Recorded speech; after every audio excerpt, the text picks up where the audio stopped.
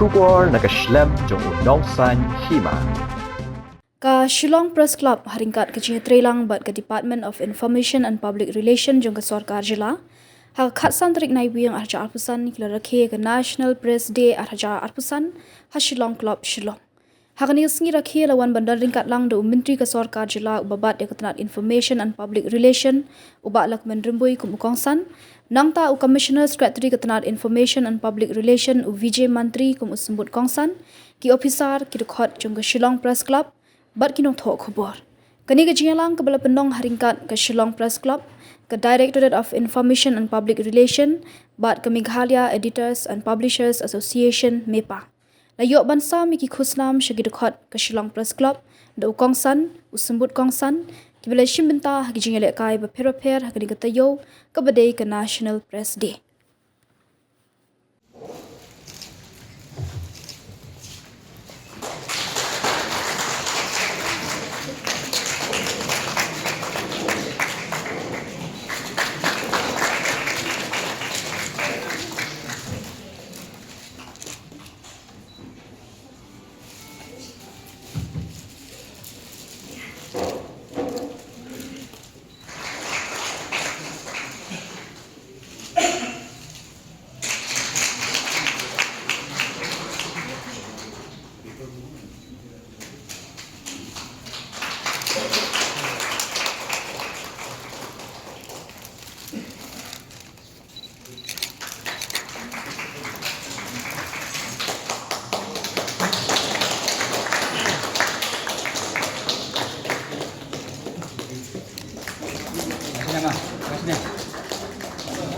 Bahas sedikit.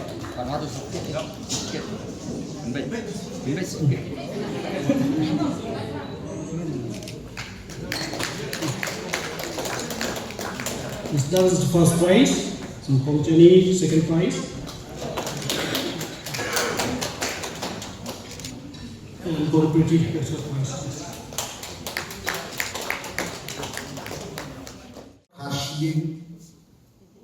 Dr. Jonathan and our Commission Secretary have given us many things which how the press of today, the press of yesterday, and the press for the future.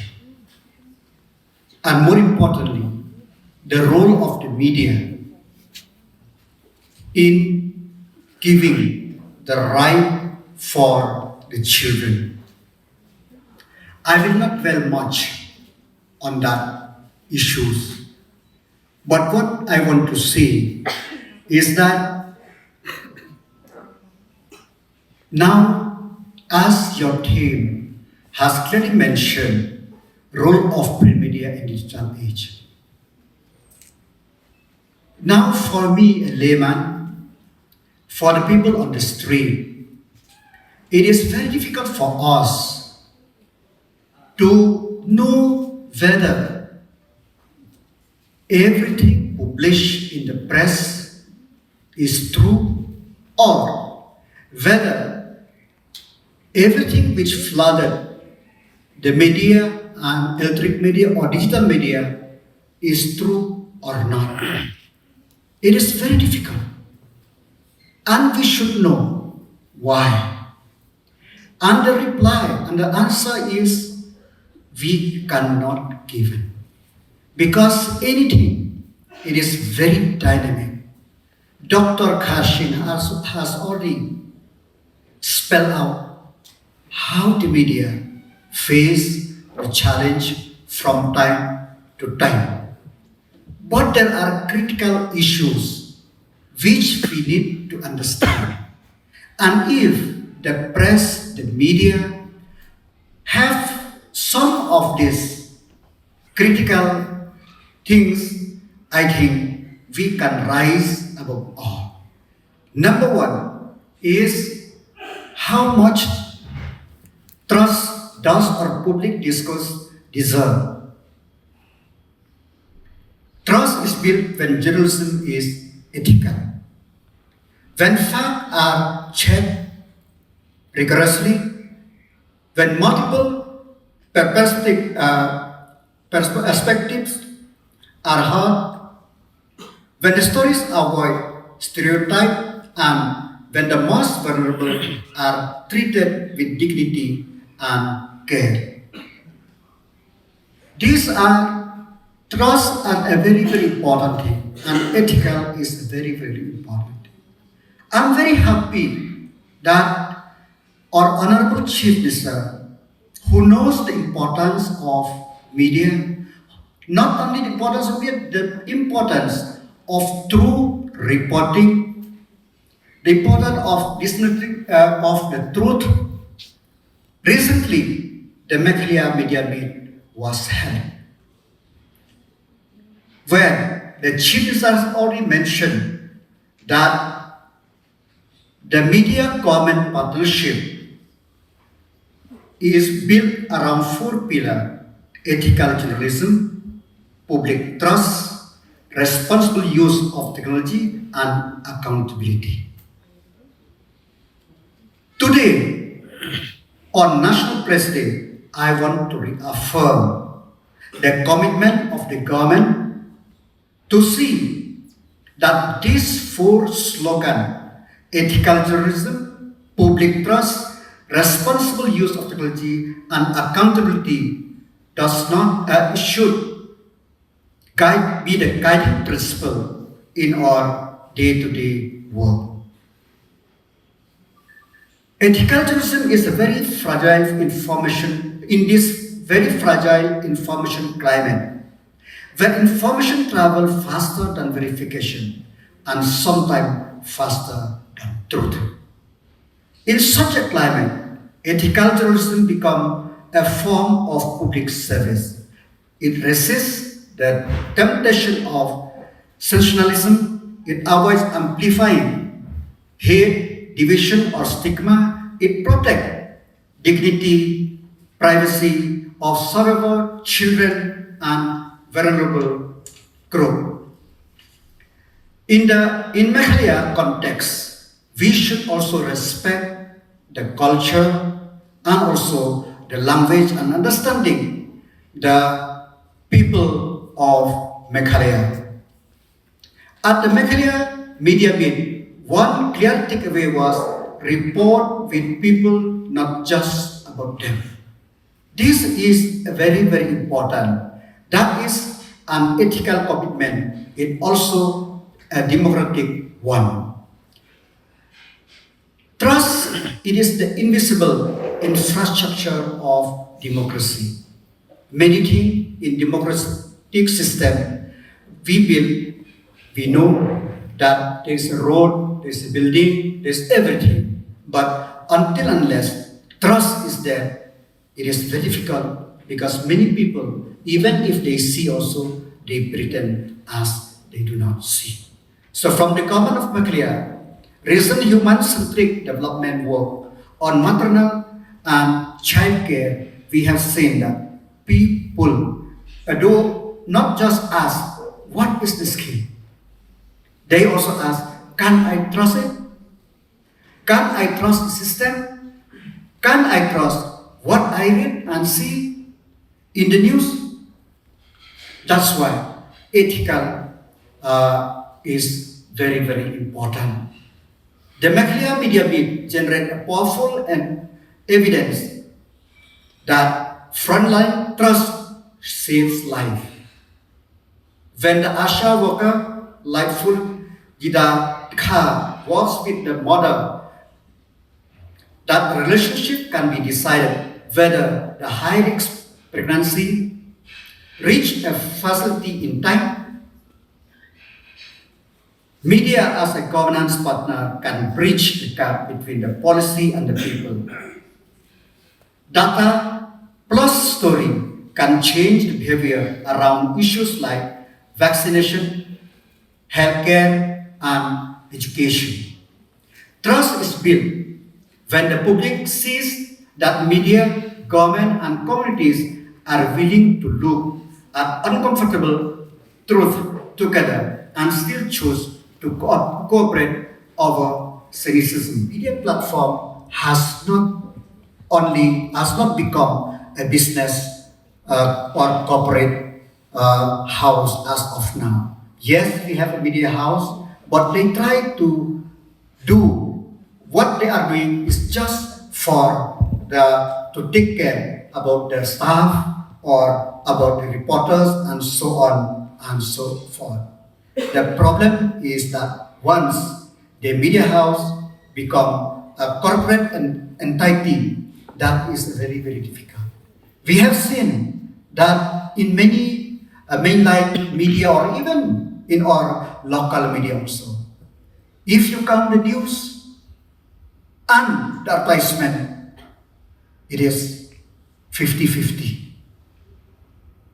And the most important thing is that now, if you ask, that day, few weeks back, I went to one college.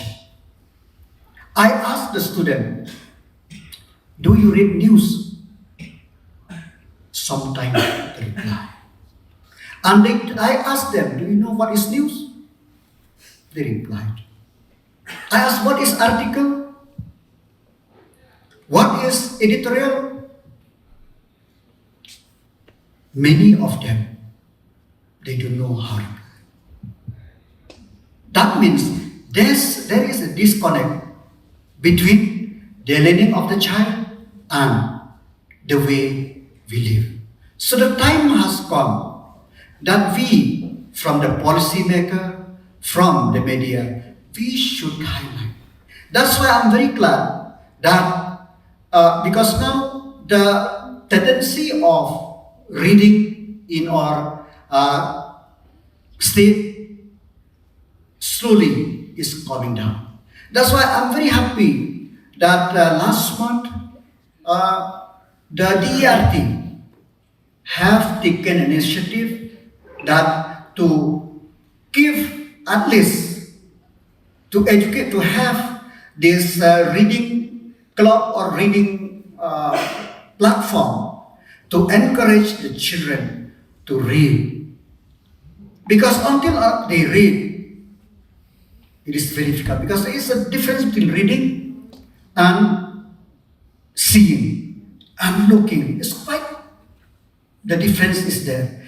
The knowledge which we gain while reading is different from the knowledge which we gain by looking or viewing of any content. So I'm very happy with the initiative of the DRT through the leadership of our Commission Secretary to take the children back to reading. So I request the press also to take this forward, to inform the people that we need to inculcate in the child that they should read. And number two, which I want to speak here, is that many of the reporters, they are always in schedule. I used to say many of them, why you are here? And I used to tell them that I used to see that newspaper now become as the voice to propagate the view of Lakman Rembui or the view of anybody. But they never go deep. When I say that the government under the leadership of Conrad K. Sangma has done a wonderful thing for the higher education in the state of Meghalaya. But nobody research. They carry the news that the education minister speaks like that. But they never go deep. How many government college till 2018? And how many government college after 2018 till date? And how many more the government is planning? The news, the digital news report, all the teachers are on strike because the government does not hit their grievance. But most of the press, they don't know how many categories of teachers. They don't know, they just report teachers. There are 13, 14 categories of teachers instead of Meghalaya. But they paint the same brush that teachers, they are on strike. Because the government do not hear the grievance. I was then go deep. How many categories of teachers? How much we pay? And those schools they are a government school or a private institution, but nobody carries that. Honorable Chief Minister, for the last 3-4 months, he told that 260 enrollment school in the state of Meghalaya. Press report. But have you go deep to the education department? Name the name of the schools.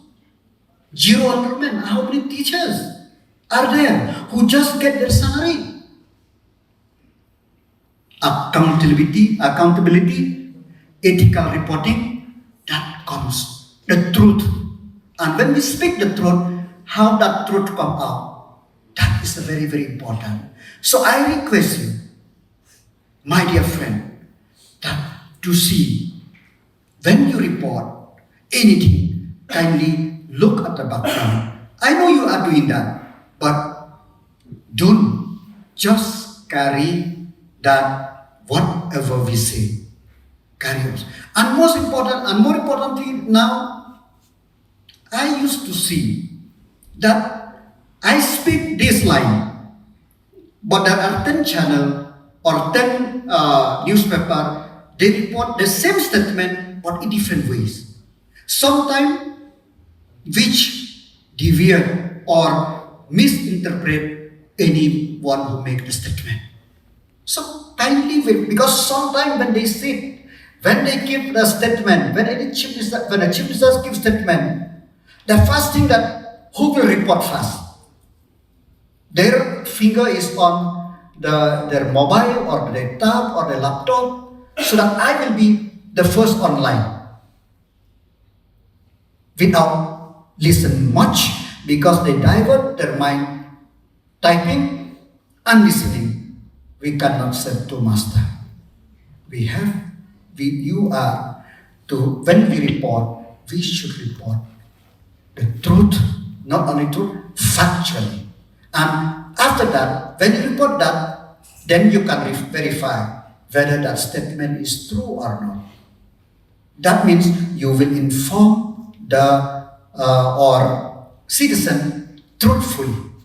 So this is the few things which I want to share with you in today's National Press Day. Of this day, 16th November, of course, because tomorrow is Sunday, we are celebrating today.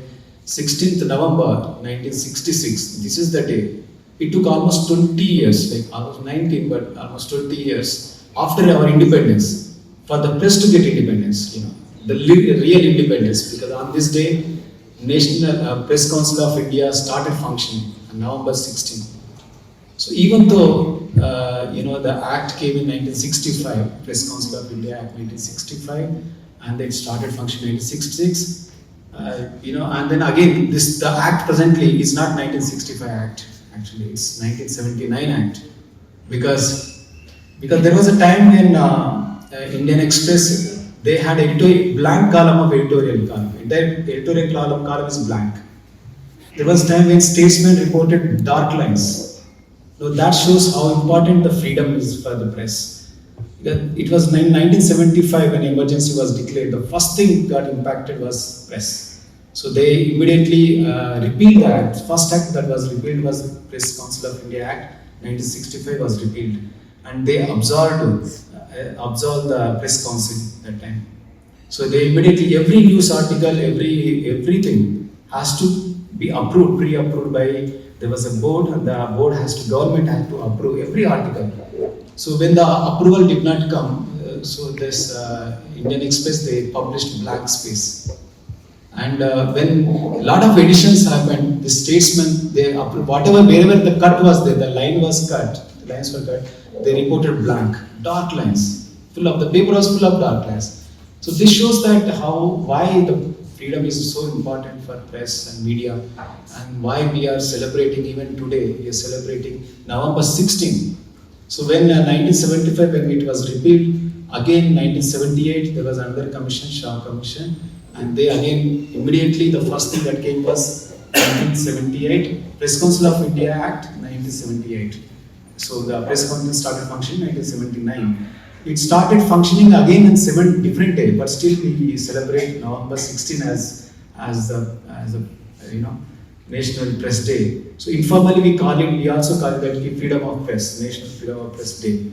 So that's why I think I still, it's very great enthusiasm that I am very happy that to see that all the media groups, they come together and then celebrate, and I see that everyone is here, all the media channels and media agencies. This is something very unique to our state, that only in our state I've worked nationally, I've worked in other states.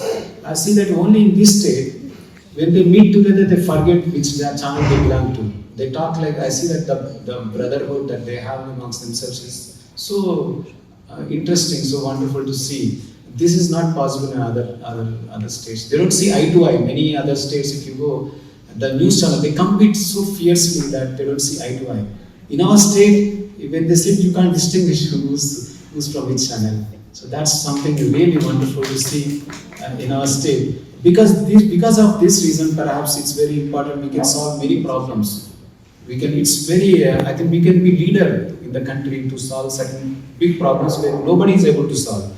Some of them Sherry was mentioning. After this digital media has come, there are a lot of things are happening which are out of control. So there was press, there was broadcasters, TV, they were all doing self-regulation. So it's okay, they were doing self-regulation, they are organized. The organizing skill, the organizing factor is missing now. Now the people, everybody is reporting. The reporting is happening everywhere in real time. And there is no pre-check, nothing happening, there's no fact check. When this reporting is happening like sporadic and spontaneous, and the organization is not happening, self-regulation. So that's why we need to have innovative ways where we can actually, because we have to stop this mayhem of news spreading like wildfire. Anything can happen tomorrow. So the only way that government has, if something spreads very rapidly, if let's say Assam Meghalaya border, for example, if something is happening, the only way to stop spreading of false information, even the right information, even though it's right, facts, but is to stop internet, because that's the only weapon that government is having right now. There's no other weapon. If you see that everywhere anything happening in the country, first thing that we do is that we stop internet. That's the most effective way now. But stopping internet is not actually the correct way. Government will not be able to communicate effectively. Government will not be able to even convey the truth, convey the real facts, and government will not be able to persuade with people also. So that's why it's not very effective. But that's the only methodology that we have right now. I think, but in our state, we can actually, because we kind of environment we have, the media we have, the advanced technology that we use, because we skip broadcasting. If you see the development phases, we skip broadcasting. We directly switch to digital media. I think perhaps we can find new ways, and where we have been working. We have been working together. I see that so many things are happening, and perhaps we can find a way to solve this misinformation, disinformation that is spreading through digital media. I really appreciate the Meghalaya media, especially because for the kind of integrity that they have. Even though they look like very freely moving with political leadership and moving very freely with everybody, but still when it comes to reporting, they stick to their ground. They report the facts. That is something that I see that they talk very nicely in front of them. Tomorrow morning they report the facts. That is something that is very, very wonderful to see here. Even though they're very vulnerable financially. See, for independence, for freedom, you need to have financial freedom. That's very, very essential. But financial freedom is is difficult in our state. I see many of you who are reporting, you could have got a better job. Even teacher gets, the lowest salary a teacher gets is 20,000 in our state. You could have become easily a teacher, but still even for less payment, for out of passion you still working. Many of you still open a news channel and then you don't even take salary for yourself, and you've been working so hard and going around reporting, waiting outside the chamber of ministers, in secretariat, everywhere just waiting, and finally you get some bites and then you report. But you don't get anything, but still it's so wonderful that out of passion passion you are doing this job, and that's why DAPR also recently we have taken some steps at least to address this financial freedom issue through Meghalaya Socialist Welfare Scheme 2024. We have recently increased the levels ex gratia from 1 lakh to 5 lakhs be increased, and also accident and other things that we increased from 50,000 to 3 lakhs. We have also increased the welfare fund. Earlier it was 5 lakhs, now we increased to 35 lakhs purpose fund, and we are also giving pension to veteran generalists. So that is something that new steps that because this will not fully give you financial freedom, but at least it will ameliorate the condition that you are having right now. And with these few words, I would like to again, one more thing we are having today, UNICEF has come forward to help our media to build the capacity that, to how to do human-centric reporting. And I really thank UNICEF for joining hands with DAPR and Sri Lanka Press Club, and to really empower. This is first time in they are doing in our country. And so she drops out of school. Often the statistics, the numbers, the Child Rights Week, both in India and also globally. So thank you so much for inviting UNICEF to be part of this meeting, for organizing this special program to commemorate the National Press Day in partnership with Shillong Press Club as well as UNICEF. What is in it for, when we talk about Child Rights Week, what is in it for children? Every year we take a pause to think of this annual moment, this moment where yesterday was the National Children's Day. The global moment is November 20th, that's the World Children's Day. And what does it mean? This moment of reflection, this moment of quietness that we want to take for children. And we were discussing as we were driving into Shillong. We have worked for many years as UNICEF. I have a team based out of Guwahati, very often in Shillong and also in Ripoy, in West Chandia Hills, in Tura. For us, and for the government, when we speak with senior officers, every child in every corner of Meghalaya, what do they wake up to? What is our promise to them? What is our promise to children? What is the rights that they hold? What are the rights that they can access? The right to survive and be healthy. Long-form stories, in-depth analysis, and investigative reports, they are still more common in newspapers and magazines. Readers often turn to print when they want a trusted, well-edited narrative that has been fact-checked over days rather than in a minute. Secondly, archival record. Physical copies still serve as tangible archive. Libraries, researchers, historians, they still value the printed newspapers for their newspapers and the ability to flip through pages without relying on digital preservation system that can become obsolete. Thirdly, targeted audience. Many niche or regional publications can still have a loyal subscriber basis that prefer printed product. My parents, till today, they still subscribe to the printed newspapers. Thirdly, monetization and diversification.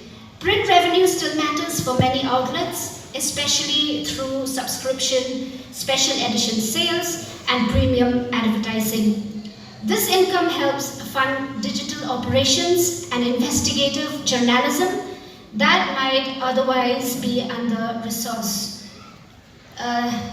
Next, complement to digital. You see, rather than competing directly, print often works hand in hand with online content. QR codes, augmented reality features, or companion podcasts linked from print stories drive across platform engagement and give readers multiple ways to consume the same material. We are aware and we know that print faces undeniable challenges. There are declining circulation, higher production costs, and the need to integrate multimedia elements. Successful publications today blend the best of both worlds, using print for in-depth and credibility, while leveraging digital tools to reach wider audiences and stay financially viable.